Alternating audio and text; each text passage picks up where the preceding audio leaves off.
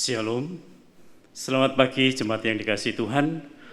Puji syukur pagi hari ini sekali lagi Tuhan izinkan kita untuk mengikuti ibadah walaupun masih dalam live streaming. Mari kami undang Bapak Ibu untuk memulai ibadah. Kami undang Bapak Ibu untuk bangkit berdiri, kita akan masuk saat teduh.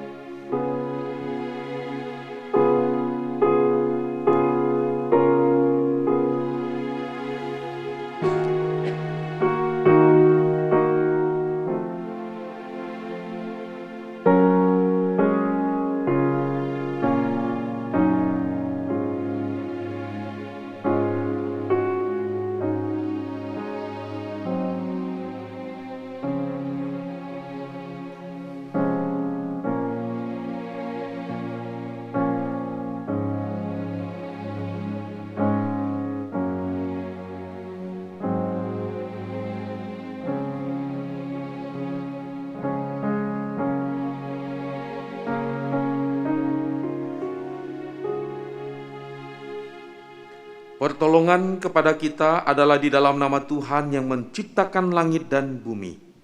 Kiranya kasih karunia, rahmat dan damai sejahtera dari Allah Bapa, Allah Putra dan Allah Roh Kudus menyertai saudara sekalian. Amin.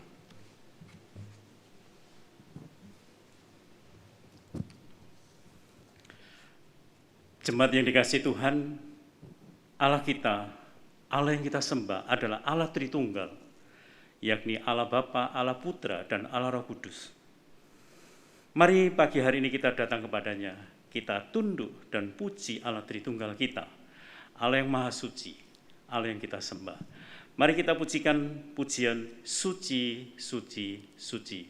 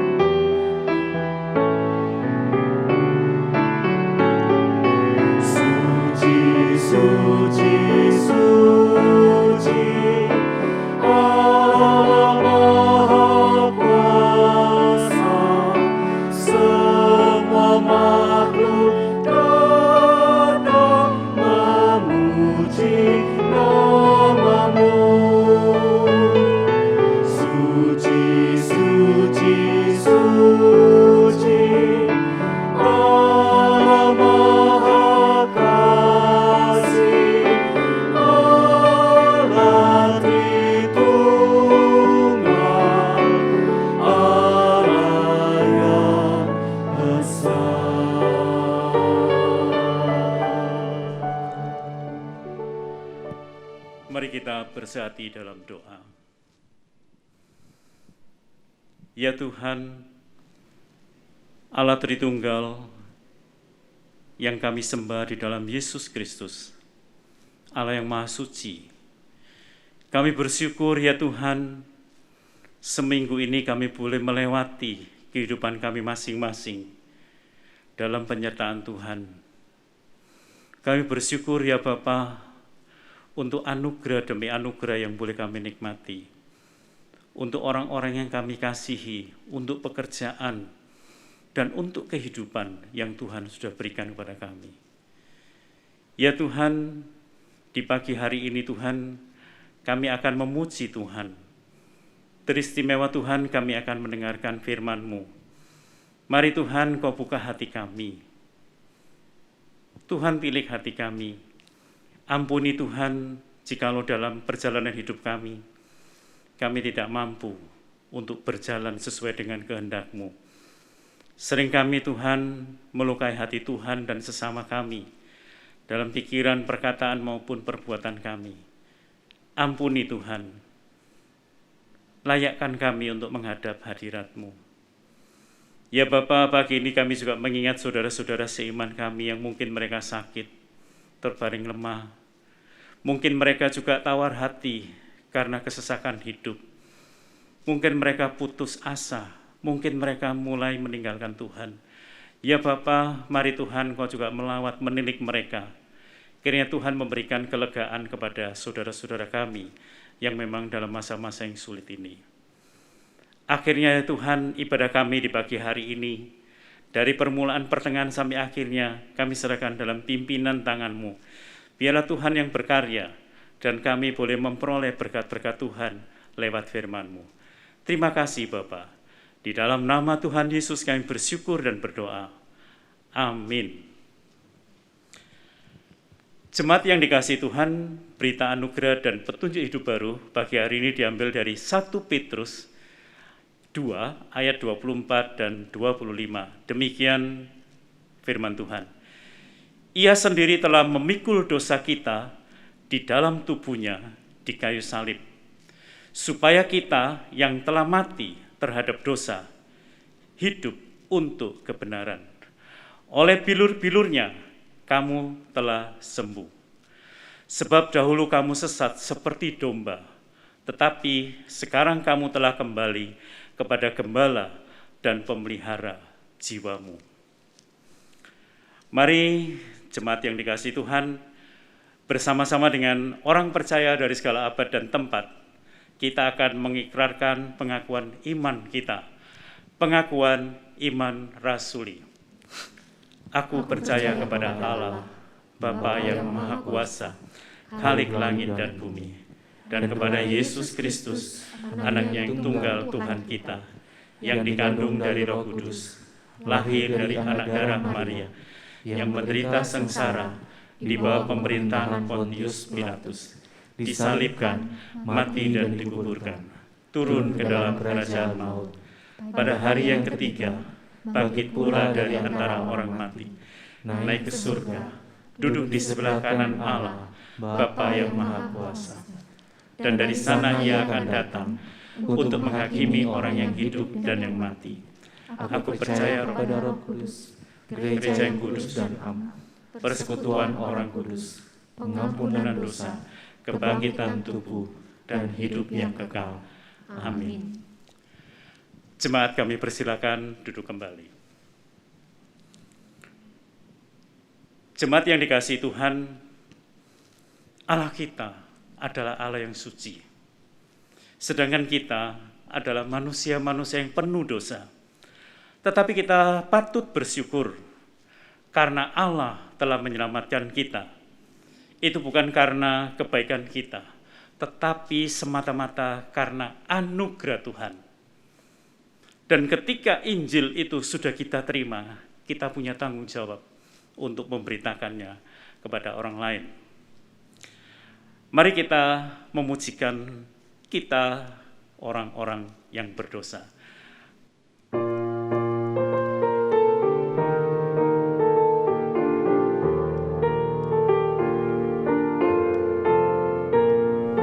Semua milikku hanya ku terima, waktu ku percaya pada Yesus. Congkak dan lega aku tolak, ku hanya seorang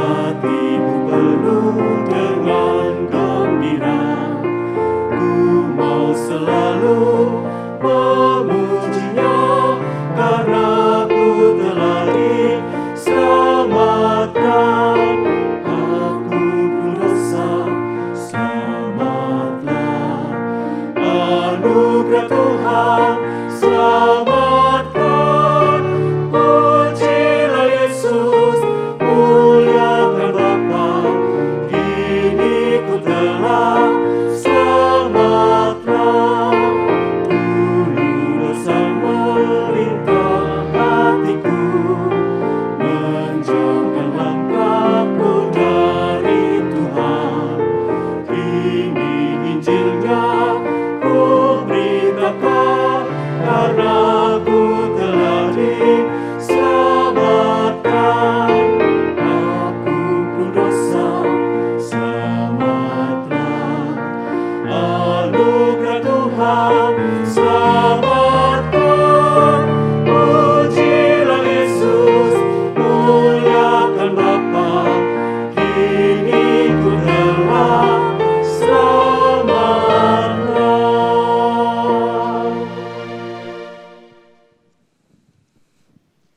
Puji Tuhan, karena kita diselamatkan oleh anugerah-Nya.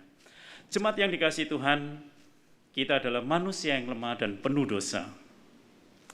Kita tidak akan mampu menjalani hidup ini kalau kita lepas dari Tuhan. Kita perlu Tuhan untuk menuntun, memimpin hidup kita. Dan kita percaya dan taat sebagai perwujudan iman kita kepadanya. Mari sebelum kita mendengarkan firman Tuhan, kita persiapkan hati kita. Kita akan pujikan Tuhan memegang pimpinan.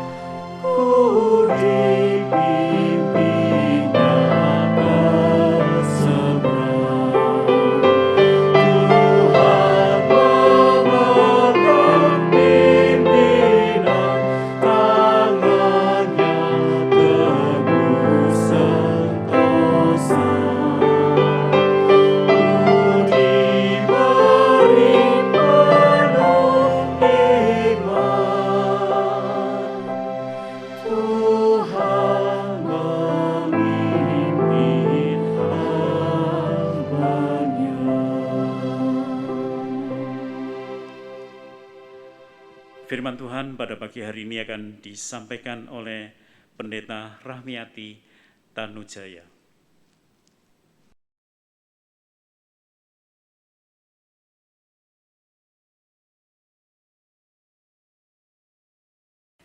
Selamat pagi, saudara-saudara. Pada hari ini kita akan merenungkan satu tema, yaitu sola fide, atau artinya hanya karena percaya. Dan tentu saja bukan sembarang percaya, tetapi percaya kepada Tuhan Yesus Kristus. Namun sebelumnya mari kita masuk ke dalam doa terlebih dahulu. Mari kita berdoa. Ya Tuhan, terima kasih bahwa pada saat ini kami kembali boleh bersama-sama diterangi oleh kebenaran firman Tuhan. Karena kami rindu sebagai anak-anak Tuhan, kami boleh menjalani kehidupan ini sesuai dengan kehendak Tuhan. Tolonglah kami semua ya Tuhan, baik jemaat yang mengikuti ibadah pada hari ini, demikian juga hamba-Mu yang hanya akan Kau pakai sebagai alat-Mu, karena kami sama-sama rindu terus diajar dan dibentuk berdasarkan kebenaran firman Tuhan.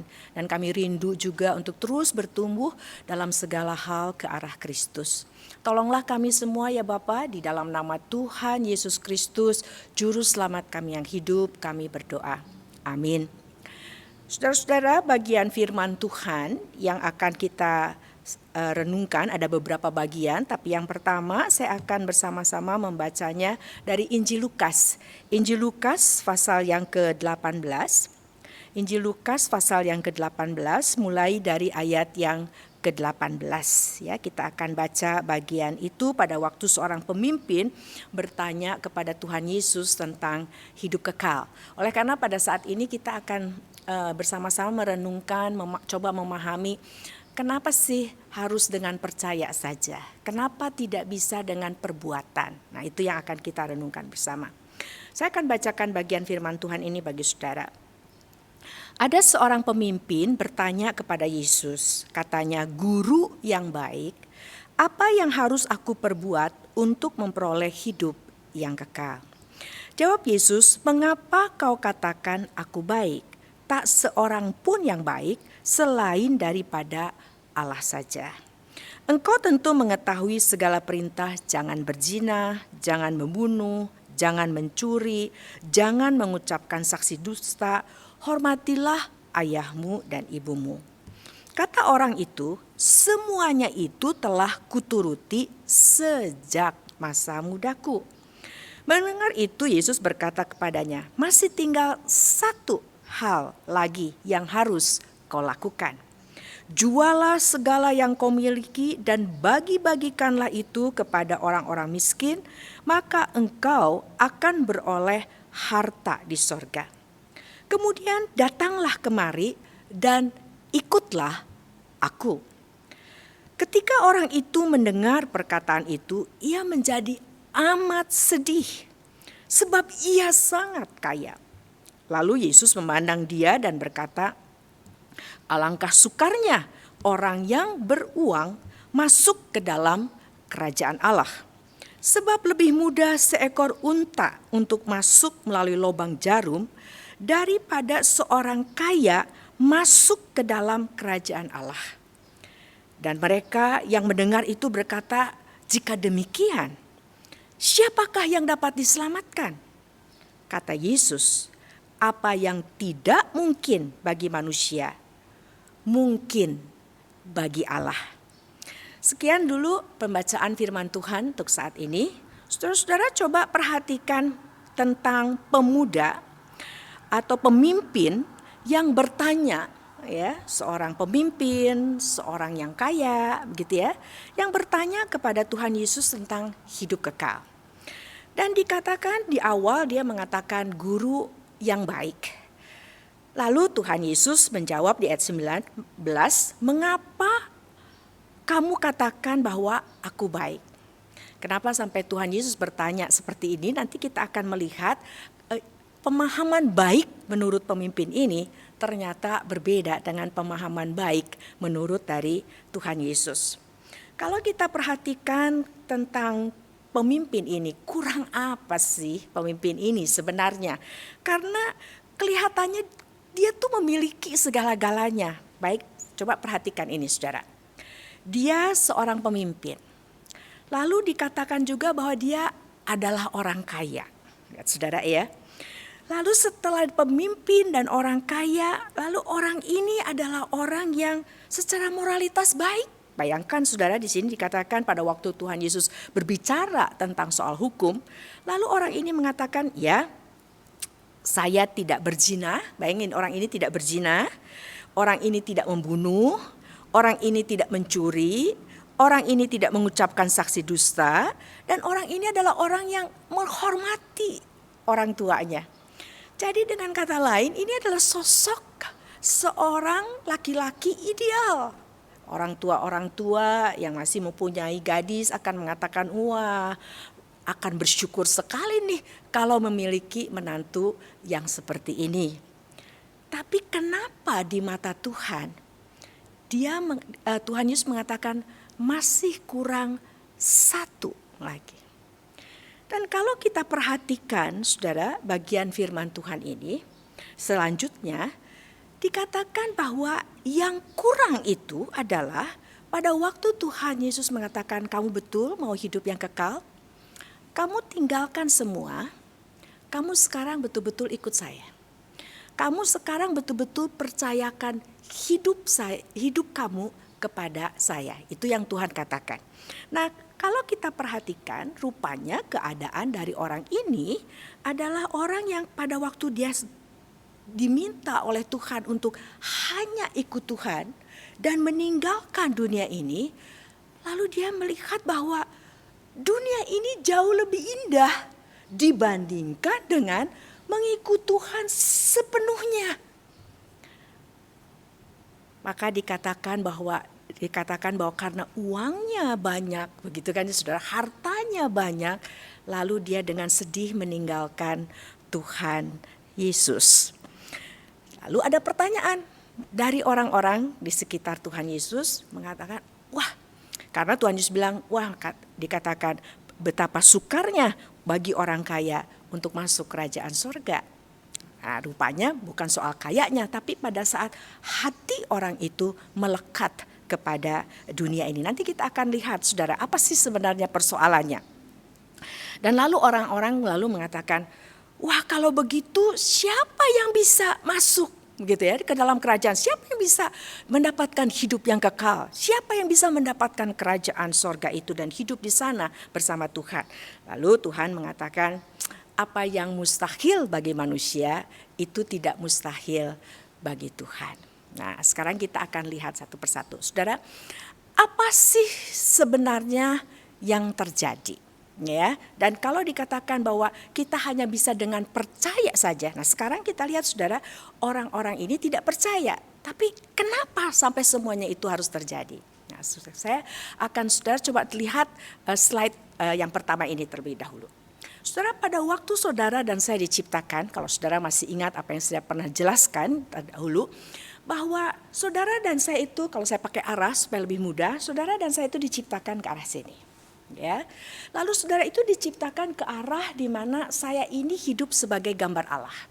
Saya sebagai gambar Allah, maka saya hidup sesuai dengan tujuan Allah untuk menciptakan saya. Jadi kehidupan saya ini adalah kehidupan dari Allah, oleh Allah, kepada Allah. Segala sesuatu yang saya lakukan, yang saya perbuat di sini hanya untuk menyenangkan hati Tuhan.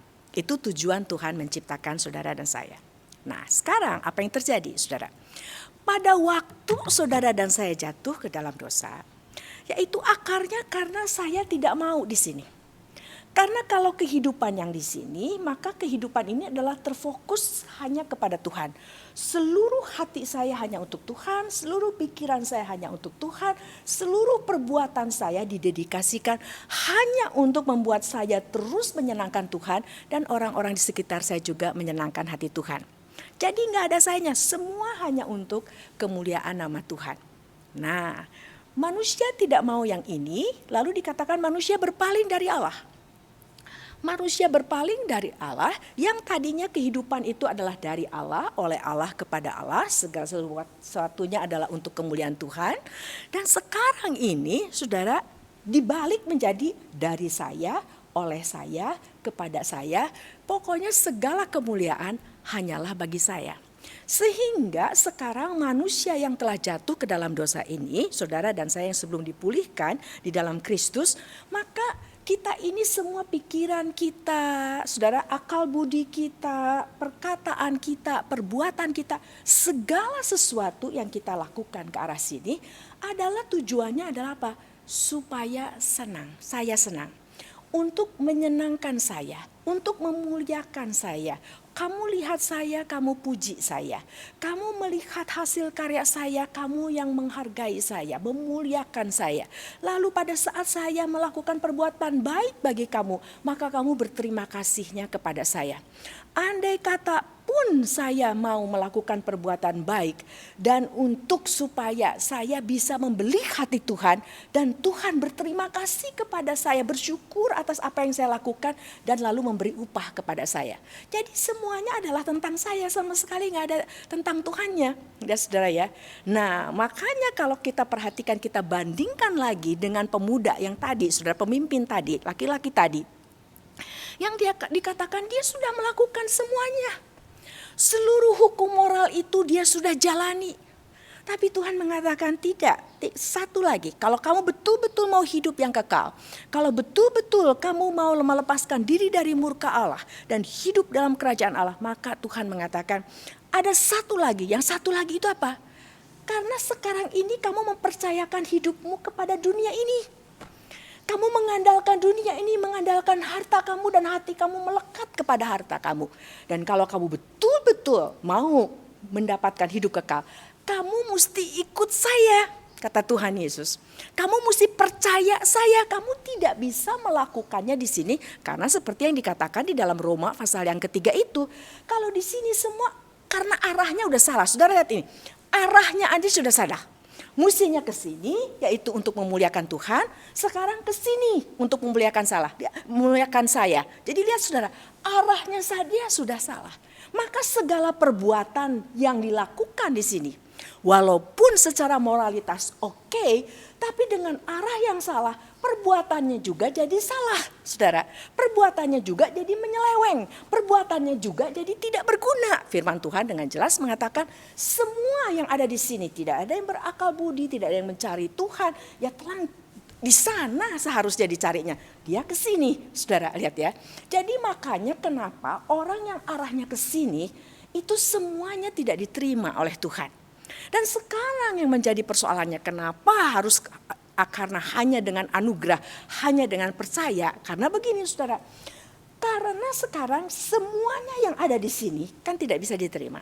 Dan sekarang persoalannya, orang-orang yang di sini kalau tidak disadarkan oleh Allah, karena dikatakan ini orang-orang ini adalah mati secara rohani, maka dia tidak tahu bahwa dia salah. Makanya kita tahu bahwa orang-orang Farisi pada waktu berhadapan dengan Tuhan Yesus, orang Farisi dan ahli Taurat itu, bayangin ini pemimpin-pemimpin agama, saudara, berpikir bahwa Tuhan Yesus yang salah, dia yang benar.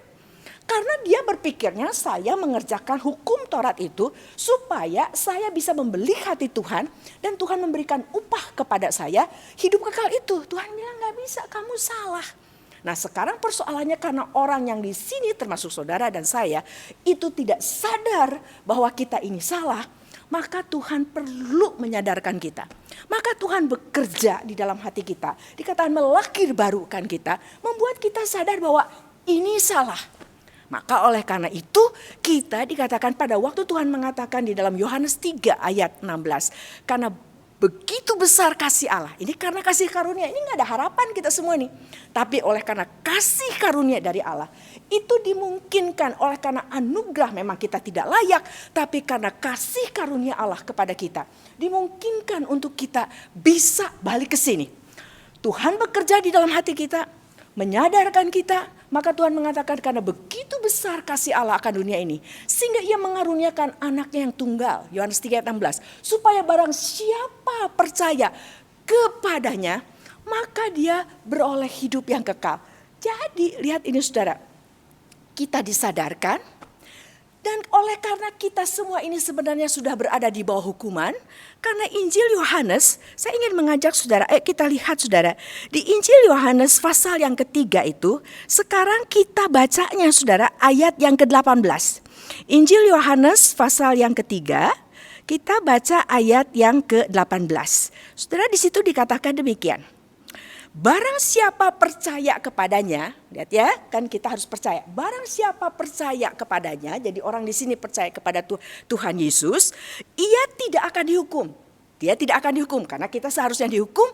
Kalau kita percaya karena Tuhan Yesus sudah menggantikan kita, menanggung murka Allah bagi kita, maka kita kalau percaya kepada Dia, maka kita tidak dimurkai lagi. Nah, lalu dikatakan yang selanjutnya, barang siapa tidak percaya, ia telah berada. Makanya kalau kamu nggak percaya, bukan akan, kamu memang sudah berada di bawah hukuman. Maka kata yang dipakai adalah telah berada di bawah hukuman sebab ia tidak percaya dalam Anak Tunggal Allah. Jadi kalau saudara perhatikan, Tuhan Yesus telah menanggung murka Allah sehingga saudara dan saya dilepaskan dari hukuman itu. Nah, tapi tidak sampai di situ. Ada tujuannya Tuhan melakukan ini semuanya. Kan ini kita salah arah nih, ya. Kita sudah salah kaprah. Nah, sekarang oleh Tuhan mau diperbaiki, mau dipulihkan.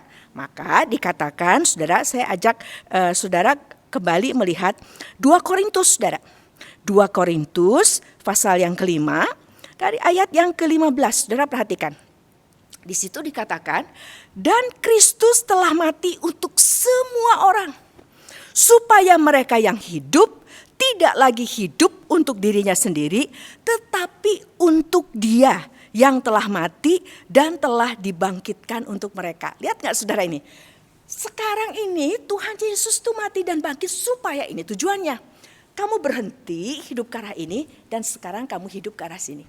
Jadi di sini yang Tuhan, sekarang kamu berhenti hidup untuk diri kamu sendiri, bukan hidup lagi dari saya, oleh saya, kepada saya. Sekarang kembali kita hidup dari Allah, oleh Allah, kepada Allah. Itu yang seharusnya terjadi.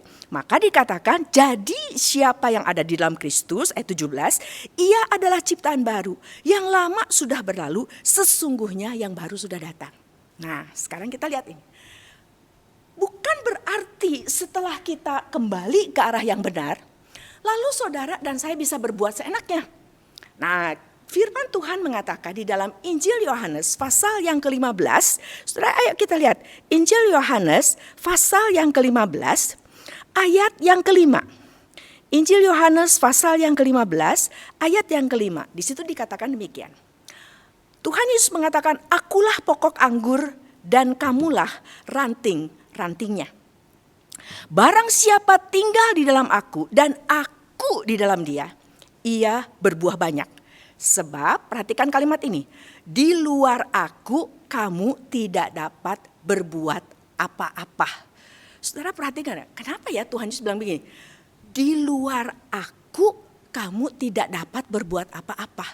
Maksudnya apa? Karena begini saudara, ini segala sesuatu yang dilakukan oleh orang-orang di sini, termasuk kalau kita lihat contohnya orang Farisi dan ahli Taurat.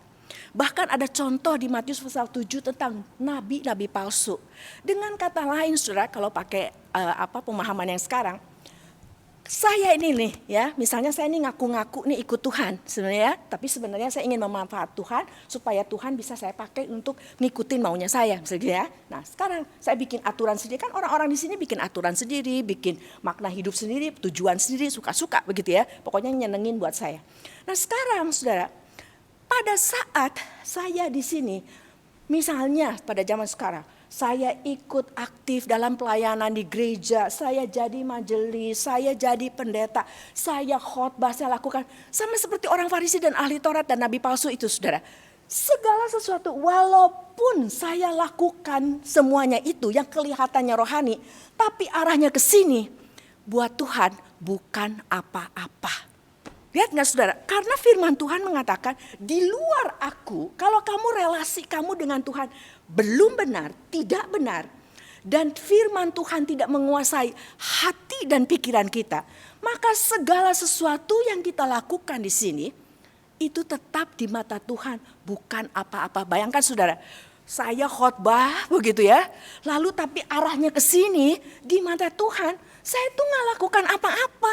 Jangan berpikir perbuatan baik, lalu berpikir Tuhan akan memberikan penghargaan. Gak ada saudara, Tuhan tidak menganggapnya saudara tidak sedang melakukan apa-apa. kalau arahnya ke sini. Nah makanya firman Tuhan di dalam Yohanes 15 mengatakan, kalau kamu sudah dibalikkan ke sini, kembali memiliki satu kehidupan sebagai gambar Allah, yang kembali hidupnya adalah dari Allah, oleh Allah, kepada Allah, maka segala sesuatu yang kita lakukan di sini, itu justru merupakan hal yang berkenan kepada Tuhan. Mari saudara, saya ajak saudara kita membuka saudara ya. Kita lihat 1 Petrus saudara, 1 Petrus pasal 4, mari kita lihat 1 Petrus pasal yang keempat.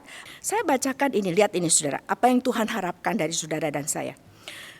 Saya mulai dari ayat 7. Di situ dikatakan di 1 Petrus 4 ayat orang 7. Ini hidup anak-anak Tuhan, ini yang udah kesini nih ya, ini yang Tuhan harapkan. Kesudahan segala sesuatu sudah dekat. Karena itu kuasailah dirimu dan jadilah tenang supaya kamu dapat berdoa. Dengan kata lain saudara, kita menantikan kedatangan Tuhan Yesus yang kedua kali. Kita tidak tahu kapan Tuhan Yesus datang dan kita juga tidak tahu kapan kita akan meninggalkan dunia ini. Lalu di sini dikatakan, karena itu kuasailah dirimu dan jadilah tenang supaya kamu dapat berdoa. Tetapi yang terutama, kasihilah sungguh-sungguh seorang akan yang lain. Sebab kasih menutupi banyak sekali dosa. Berilah tumpangan kepada seorang akan yang lain dan tidak bersungut-sungut. Layanilah seorang akan yang lain sesuai dengan karunia yang telah diperoleh tiap-tiap orang sebagai pengurus yang baik dalam kasih karunia Allah. Jika ada orang yang berbicara, baiklah ia berbicara sebagai orang yang menyampaikan firman Allah. Perhatikan kalimat ini. Jika berbicara, berbicara sebagai orang yang menyampaikan firman Allah. Jika ada orang yang melayani, baiklah ia melakukannya dengan kekuatan yang dianugerahkan Allah. Supaya Allah dimuliakan dalam segala sesuatu. Karena Yesus Kristus ialah yang punya kemuliaan dan kuasa sampai selama-lamanya. Amin. Nah, lihat ini saudara. Di sini dengan jelas saudara, yang Tuhan mau dari saudara dan saya adalah di mana saudara dan saya pada waktu melakukan perbuatan-perbuatan baik itu. Melalui perkataan kita, melalui pikiran kita, melalui segala sesuatu yang kita lakukan. Kita lakukan bukan karena kita pengen dipuji, bukan karena kita pengen dihargai, bukan oleh karena kita pengen diterima kasihi. Tidak saudara, kita lakukan itu karena saya anak Tuhan. Emang mestinya begini. Dan sebagai anak Tuhan, saya harus mengasihi Tuhan dengan segenap hati, dengan segenap jiwa, dengan segenap akal budi, dengan segenap kekuatan saya. Dan sebagai tanda cinta saya kepada Tuhan, maka sebagai anak Tuhan seharusnya saya mengasihi kamu. Seharusnya saya berbuat baik sama kamu. Seharusnya saya melakukan perbuatan-perbuatan ini. Bukan untuk menyenangkan saya, bukan untuk supaya saya dimuliakan, tapi untuk kemuliaan Tuhan. Lihat nggak saudara, perbuatan baiknya beda sekali dengan yang di sini. Semua ini saya lakukan hanya untuk menyenangkan Tuhan. Sehingga lihat saudara, yang kita harapkan adalah sama seperti apa yang terjadi dalam kehidupan anak-anak Tuhan, umat Tuhan. Contohnya Yusuf saudara. Dia melakukan semuanya itu. Dan lalu raja, lalu orang yang kepala penjara, lalu Potifar melihat segala sesuatu yang terjadi dalam hidup Yusuf, yang dilakukan oleh Yusuf, dia bilang Tuhannya yang bikin. Lihat nggak saudara? Mereka langsung nangkep Tuhannya yang bisa membuat Yusuf seperti ini. Akhirnya yang dimuliakan siapa? Tuhan, bukan Yusufnya, saudara. Kemuliaan. Jadi kitanya mendemonstrasikan, kita itu berdampak. Berdampaknya apa, saudara? Sayanya tetap dekat kepada Tuhan dan saya membawa dan memperlihatkan kepada orang-orang yang melihat perbuatan baik saya itu untuk membawa orang itu juga kepada Tuhan. Itu yang seharusnya terjadi dalam kehidupan anak-anak Tuhan. Nah, jadi lihat ini, saudara. Yang disebut dengan sola fide atau hanya percaya saja, bukan sembarang percaya. tetapi percaya kepada Tuhan Yesus dan percaya kepada semua yang tadi saya jelaskan berdasarkan kebenaran firman Tuhan. Bahwa saya tadinya ada di mana, saya butuh anugerah Tuhan untuk saya boleh berbalik kembali ke arah yang benar. Menjadi manusia, menjadi gambar Allah. Dan sekarang ini sebagai orang yang percaya, maka saya harus wujudkan kepercayaan saya itu dalam kehidupan keseharian saya, dalam pikiran saya, dalam perkataan saya, dalam perbuatan saya. Segala sesuatu yang saya lakukan ini membuat berdampak bahwa saya ini tetap dekat dengan Tuhan dan orang-orang juga dibawa untuk dekat dengan Tuhan. Firman Tuhan mengatakan bahwa seperti Paulus, selama kita di dunia ini dikatakan, saya bukan berarti saya sempurna, betul kita di sini, tapi arahnya udah benar saudara, kita jatuh bangun. Tetapi sebagai orang yang terus bertumbuh, seharusnya jatuh bangunnya makin jarang gitu saudara ya. Nah, pada saat kita jatuh bersyukur, ada Roh Kudus yang akan mengingatkan kita, akan membuat kita sadar, saya salah, saya kok tidak memuliakan Tuhan. Ya sih baik, tapi saya minta orang terima kasih sama saya minta pujian. Jadi sebenarnya perbuatan baik saya hanya alat untuk saya dapat pujian. Nah itu Roh Kudus sadar, kamu salah lagi. Oh ya Tuhan ampuni saya. Sekarang saya kembali, saya ingin kiranya Tuhan saja yang dimuliakan, Tuhan saja yang disyukuri. Itu yang seharusnya terjadi dalam kehidupan saudara dan saya. Baik saudara, mari kita akan masuk ke dalam doa. Kita mohon Tuhan tolong kita. Sebagai orang-orang yang telah ditebus, sebagai orang-orang yang telah menerima anugerah Tuhan. Mari kita bertekad, Tuhan saya mulai sekarang mau melakukan segala perbuatan-perbuatan baik. Dengan tujuan supaya Tuhan yang dipermuliakan, bukan saya. Mari kita berdoa. Ya Tuhan, inilah kami anak-anak-Mu. Engkau tahu keadaan kami masing-masing. Kami sesungguhnya adalah orang-orang yang tidak layak dan tidak tahu diri. Kami yang tadinya tidak kenal Tuhan, tidak mencari Tuhan. Ya Tuhan, terima kasih. Hanya karena anugerah-Mu semata-mata. Hanya karena karunia kepercayaan yang membuat kami bisa percaya kepada Tuhan. Sehingga kami beroleh hidup yang kekal. Di mana kami boleh bersama-sama terus dengan Tuhan. Mulai dari sekarang sampai selama-lamanya. Tuhan terima kasih. Bahwa pada saat ini Tuhan telah memungkinkan kami kembali di dalam anugerah-Mu. Bahwa kami boleh kembali melakukan perbuatan-perbuatan baik yang dianggap apa-apa oleh Tuhan. Yang dianggap satu perbuatan yang betul baik menurut Tuhan. Karena perbuatan-perbuatan kami membawa diri kami tetap dekat kepada Tuhan. Dan membawa orang-orang di sekitar kami juga boleh mempermuliakan Tuhan, memuji Tuhan, bersyukur kepada Tuhan, dan memuja Tuhan. Ya Tuhan, tolonglah kami semua untuk boleh menjadi anak-anak Tuhan yang menjadi garam dan terang dan berdampak di tengah dunia ini dari apa yang sudah kami percaya di dalam Tuhan Yesus Kristus. Itu boleh terlihat dengan jelas dalam kehidupan kami sehari-hari. Terima kasih Tuhan. Di dalam nama Tuhan Yesus Kristus, Juru Selamat kami yang hidup, yang memungkinkan semua ini terjadi, kami berdoa. Amin.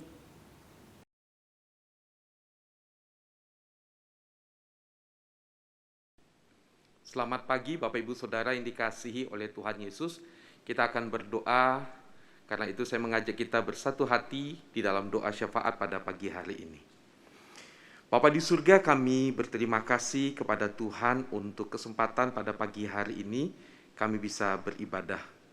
Dan kiranya firman Tuhan yang boleh kami dengarkan boleh menjadi sapaan Tuhan yang meneguhkan kami dan mendorong kami untuk kami boleh terus hidup bagi Tuhan. Berkati hamba-Mu Ibu Pendeta Rahmiati, dan kiranya Tuhan yang boleh terus pakai hamba-Mu ini menjadi kemuliaan bagi nama-Mu, ya Tuhan. Bapa di surga, kami terus berdoa untuk gereja-Mu di tempat ini. Kami mau berdoa menyerahkan untuk setiap rohaniwan, majelis, para pengurus di komisi maupun bidang yang melayani, dan juga semua jemaat-jemaat Tuhan yang terlibat dalam pelayanan di gereja-Mu di tempat ini. Tuhan, terus kiranya Tuhan tambahkan hikmat bagi kami, supaya kami bisa terus melakukan pelayanan-pelayanan yang ada dengan setia. Pandemi ini menjadi sebuah pergumulan bagi kami, tetapi kami sadar panggilan untuk terus melayani Tuhan adalah panggilan yang ada di dalam hati kami. Berikan kami hikmat untuk bisa mengatur waktu dengan baik, dan juga dengan pertolongan Tuhan kami diberikan kesehatan dan kekuatan untuk kami bisa melayani. Satukan terus hati kami Tuhan, untuk kami bisa melayani Tuhan, dan nama Tuhan saja yang akan terus kami permuliakan. Kami terus berdoa juga Tuhan untuk ibadah yang kami lakukan di gerejamu di tempat ini secara khusus, di mana kami sudah memulai ibadah secara hybrid, yaitu secara online maupun juga secara onsite di tempat di dalam gedung ibadah di tempat ini. Tuhan, kami mau berdoa kiranya ibadah yang kami lakukan ini boleh menjadi kesempatan bagi kami untuk kami boleh terus bertumbuh di dalam Tuhan. Pergumulan kami juga Tuhan oleh karena pandemi COVID ini, kiranya ini boleh terus Tuhan pimpin dan Tuhan jamah, sehingga kondisi Kota Malang ke depan menjadi lebih baik lagi, dan ibadah yang kami lakukan secara hybrid, khususnya yang dilakukan secara onsite, bisa kami lakukan ke depan dengan lebih baik lagi, dan juga jemaat-jemaat Tuhan bisa lebih banyak lagi bisa mengikuti ibadah secara onsite ya Tuhan. Karena itu Bapa, kami memohon pertolongan Tuhan melalui ibadah yang kami lakukan. Berkati juga untuk semua teman-teman di bidang ibadah, semua yang terlibat dalam pelayanan di bagian ibadah, yang melakukan pelayanan-pelayanan setiap hari Minggu. Tuhan berkati mereka semua. Bapa di surga, kami terus berdoa Tuhan untuk bangsa kami ini. Terus kami bergumul di hadapan Tuhan, memohon anugerah-Mu ya Tuhan. Berkati bangsa kami, berkati pemimpin-pemimpin kami. Berkati juga untuk Kota Malang ya Tuhan, supaya Indonesia, Kota Malang ke depan menjadi lebih baik lagi, secara khusus ketika kami bergumul menghadapi pandemi COVID ini. Berikan hikmat ya Tuhan. Kami bersyukur Bapa untuk situasi baik di Indonesia maupun juga di Kota Malang dalam kondisi yang sudah lebih baik lagi, dan kiranya terus Tuhan boleh pimpin dan tolong supaya ke depan Indonesia semakin baik lagi. Dan kami juga berdoa untuk upaya pemerintah melakukan vaksinasi, kiranya ini boleh terus diselenggarakan, dilakukan dengan baik ya Tuhan. Dan juga kami mau berdoa untuk warga masyarakat, supaya juga boleh ada respon yang baik, respon yang positif ya Tuhan. Bersedia untuk melakukan vaksinasi ini untuk menciptakan herd community di Indonesia ya Tuhan. Dengan demikian, kondisi kami ke depan menjadi lebih baik, dan ketika kami juga bergumul untuk memperbaiki situasi ekonomi di negara kami, ini pun bisa berjalan dengan baik ya Tuhan. Kami juga berdoa ya Tuhan untuk pendidikan, di mana sekolah-sekolah juga sudah melakukan pendidikan, proses belajar mengajar secara hybrid, secara online dan juga secara onsite. Tuhan, kami bersyukur untuk semua kesempatan ini, dan kiranya ini boleh dilakukan terus menjadi lebih baik lagi. Begitu juga Tuhan dengan pendidikan yang dilakukan oleh Sekolah Kalam Kudus Kota Malang ini, kiranya Tuhan juga boleh terus pimpin dan berkati ya Tuhan. Kami mau berdoa juga untuk setiap anak-anak yang mengikuti pembelajaran secara onsite. Kiranya Tuhan juga boleh memberikan mereka semangat untuk bisa belajar, dan juga kondisi kesehatan yang baik juga bagi anak-anak kami. Begitu juga Tuhan untuk setiap guru, karyawan yang juga bertugas. Kiranya Tuhan juga boleh memberikan daya tahan tubuh yang baik bagi mereka semua ya Tuhan. Bapa di surga, pada saat ini kami juga mau berdoa untuk pergumulan yang dihadapi oleh jemaat-jemaat Tuhan. Bapa, kiranya Kau boleh menilik setiap anak-anak-Mu ya Tuhan. Engkau yang akan menjamah, memberkati mereka semua yang bergumul dengan sakit. Tuhan, kiranya tangan-Mu yang penuh dengan kuat kuasa dan belas kasihan menolong, memulihkan, menyembuhkan akan jemaat-jemaat-Mu Tuhan yang bergumul dengan sakit. Kiranya Tuhan ada kesembuhan bagi setiap mereka. Kami juga berdoa di tengah-tengah pergumulan sakit yang mereka hadapi, kiranya mereka juga boleh mengalami damai sejahtera, kekuatan, dan juga iman yang terus bertumbuh di dalam Tuhan. Situasi ini membawa mereka memandang terus kepada Tuhan. Keluarga yang bergumul, kiranya Tuhan juga boleh kuatkan mereka ya Tuhan. Kami juga berdoa ya Tuhan untuk jemaat Tuhan yang bergumul juga di dalam kondisi ekonomi pekerjaan mereka. Kiranya Tuhan juga boleh terus bukakan jalan bagi setiap jemaat-Mu ya Tuhan. Engkaulah Jehovah Jireh, Engkaulah Allah yang campur tangan dalam semua keperluan dan kebutuhan yang diperlukan oleh jemaat-jemaat-Mu. Kiranya Tuhanlah yang berbelas kasihan kepada setiap jemaat-Mu ya Tuhan. Bapa, Engkau juga tahu apa yang menjadi pergumulan dari setiap jemaat-jemaat-Mu ya Tuhan, apa yang menjadi doa dan apa yang menjadi harapan kami pada saat-saat seperti ini. Tuhan, Kau adalah Allah yang maha tahu, Engkau Allah yang maha mendengar, Engkau Allah yang maha kuasa. Kiranya Tuhan Kau akan terus menolong akan setiap jemaat-jemaat-Mu ya Tuhan. Kami saat ini juga mau berdoa untuk persembahan yang akan kami berikan ya Tuhan. Kami sekali lagi bersyukur untuk segala pemeliharaan Tuhan. Berkati ya Tuhan. Dan kiranya persembahan yang kami berikan boleh menjadi kemuliaan bagi nama-Mu, ya Tuhan. Kami mau belajar terus Tuhan, untuk menghitung kebaikan-kebaikan Tuhan, yang kami sadari begitu banyaknya ya Tuhan.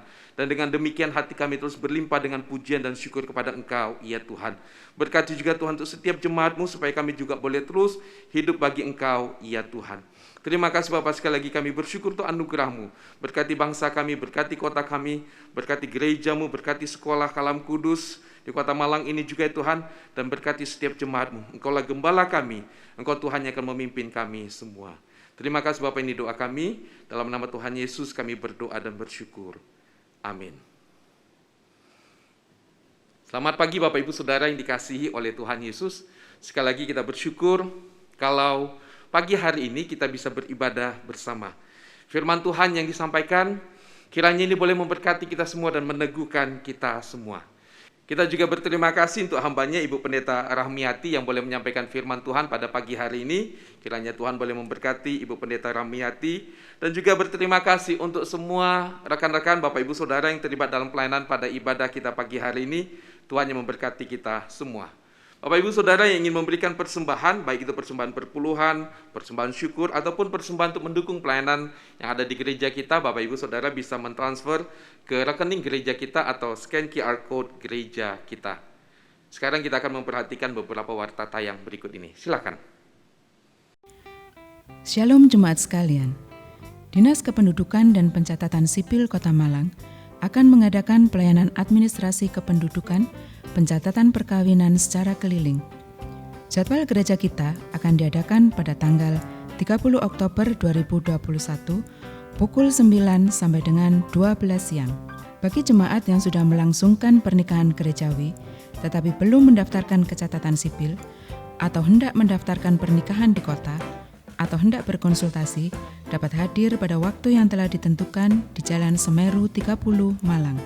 Persyaratan kepengurusan akte perkawinan adalah sebagai berikut.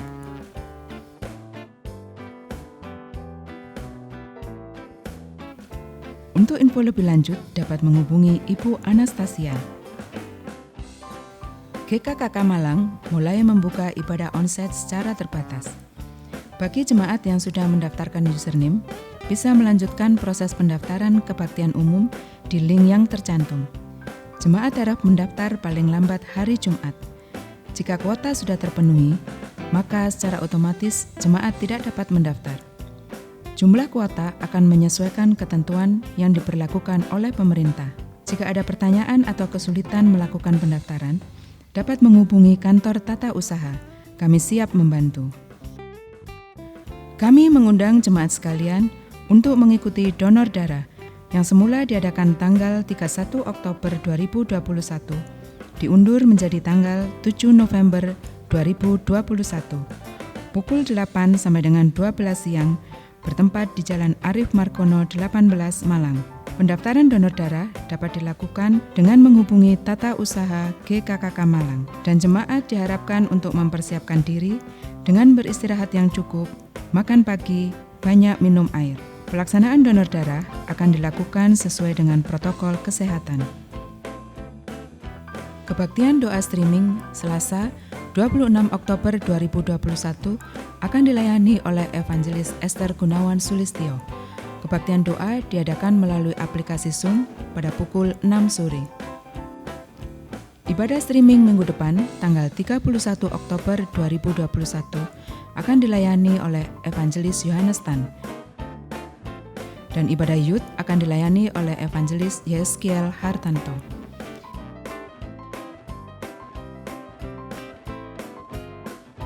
Ibadah streaming dapat diakses di YouTube channel GKKK Malang. Dan ibadah umum yang pertama ditayangkan di Malang TV pada pukul 6 pagi. Salam sejahtera jemaat yang dikasihi oleh Tuhan. Kali ini saya ingin menyampaikan tentang penabisan pendeta.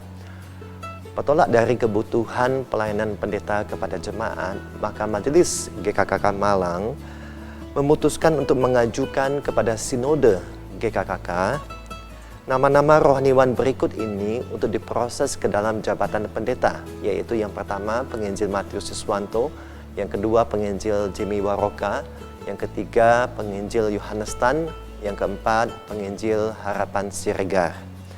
Sesuai dengan arahan tata gereja GKKK, maka rencana penabisan rohaniwan ke dalam jabatan pendeta ini diwartakan kepada jemaat 4 hari Minggu berturut-turut, tanggal 17 Oktober sampai tanggal 7 November 2021.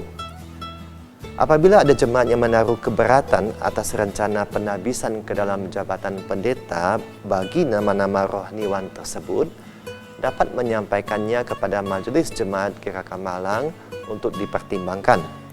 Keberatan dinyatakan sah apabila diajukan secara tertulis dengan mencantumkan nama dan alamat yang jelas, serta dibubuhi dengan tanda tangan penulis atau cap ibu jari, dan disertai dengan penjelasan keberatan yang dimaksudkan.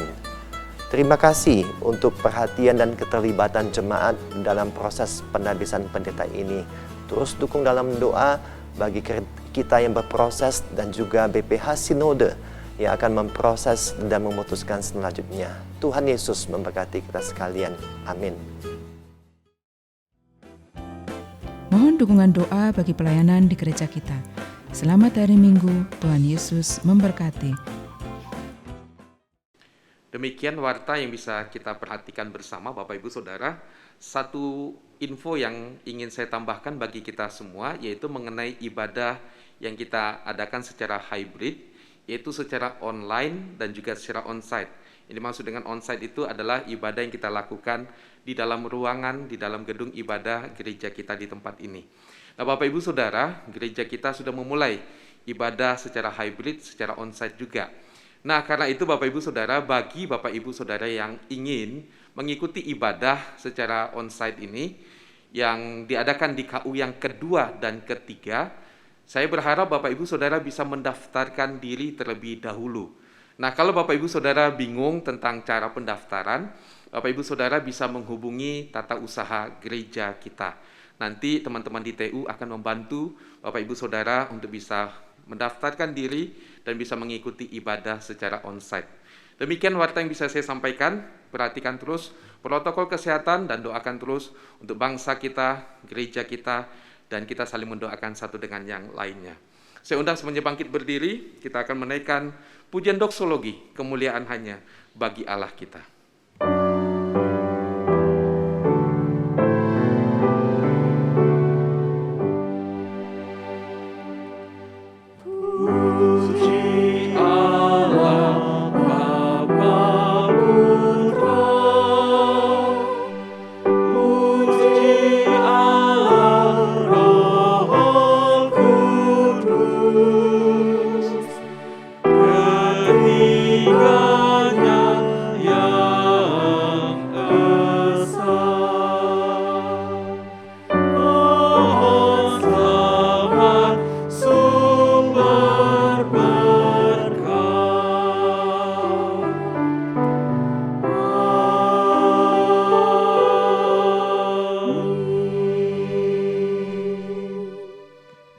Sidang jemaat yang dikasihi Tuhan dan yang mengasihi Tuhan, mari bersama kita mengarahkan hati kita kepada Tuhan, dan saya akan berdoa memohon berkat Tuhan bagi kita sekalian. Tuhan memberkati engkau dan melindungi engkau. Tuhan menyinari engkau dengan wajah-Nya dan memberi engkau kasih karunia. Tuhan menghadapkan wajah-Nya kepadamu dan memberi engkau damai sejahtera. Amin.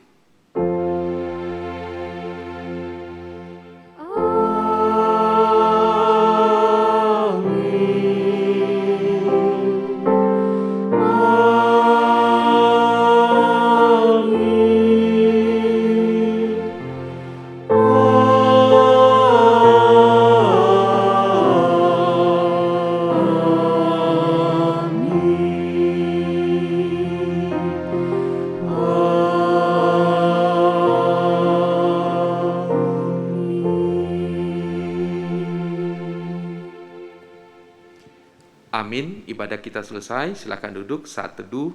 Tuhan Yesus memberkati.